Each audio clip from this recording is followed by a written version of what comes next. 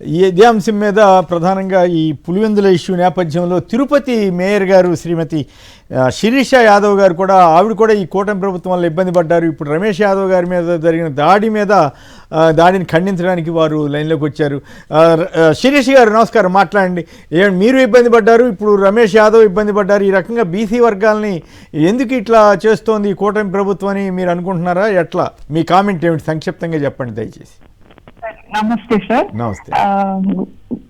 అందరికీ కూడా good morning. నిన్న ఏదైతే చట్టసభలో ప్రజల తరపున ఎన్నికైనటువంటి రమేష్ యాదవ్ గారి పైన గాని, అట్లాగే పులివెందుల్లో ఇతర వైఎస్ఆర్సీపీ నాయకుల పైన గత 2 రోజులుగా జరుగుతున్నటువంటి దాడి అయితే మటుకు చాలా భయంకరమైన చర్య, హేయమైన చర్య ప్రజాస్వామ్యంలో. ఓకే. ఈ దాడి ఎందుకు జరిగింది అనేది మనందరికీ తెలుసు. ఎందుకంటే ఒక జెడ్పీటీసీ మెంబరు ఆయన చనిపోవడం, తర్వాత బై ఎలక్షన్స్ రావడం, కానీ ఒక సాంప్రదాయం రాజకీయాల్లో ఎప్పటి నుంచో కొనసాగుతుంది. అంటే చనిపోయినటువంటి కుటుంబ సభ్యుల్ని నిలబెడితే యునానిమస్ గా ఎలెక్ట్ చేసుకుంటారు, ఏకగ్రీవంగా ఎన్నిక చేసుకుంటారు. అక్కడే కూటమి ప్రభుత్వం ఆ సాంప్రదాయాన్ని కూడా పాటించలేదు. కనీసం ఆ మానవత దృక్పథంతో అది ఇష్యూ కాదులేండి, అది పెద్ద ఇష్యూ కాదు. బట్ ఓవరాల్ గా ఈ దాడి వీటి మీద మీరు కూడా ఇబ్బంది పడ్డట్టున్నారు కదా, మిమ్మల్ని కూడా ఏ రకంగా ఇబ్బంది పెట్టారో ఒక మాటలో చెప్పండి, తర్వాత మళ్ళీ మాట్లాడు.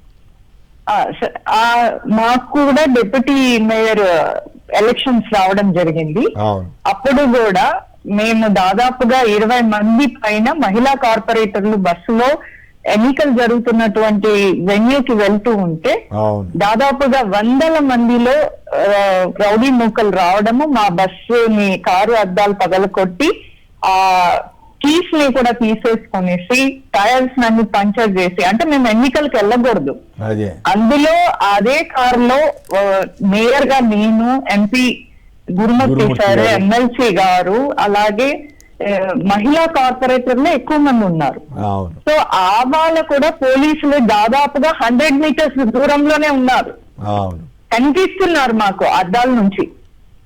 వాళ్ళు కూడా ప్రేక్షక పాత్ర వహిస్తూనే ఉన్నారు, చూస్తూనే ఉన్నారు. కానీ అంత సంఘటన అయినాక మనం సినిమాలో చూస్తున్నట్టు క్లైమాక్స్ లో వచ్చి అప్పుడు వచ్చి వాళ్ళు మమ్మల్ని ఏదో చేస్తున్నట్టు తీసుకెళ్లడము అవన్నీ జరిగాయి.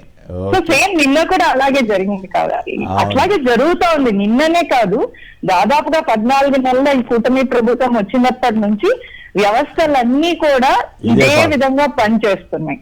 రైట్ అండి, ధన్యవాదాలు శీర్షి గారు.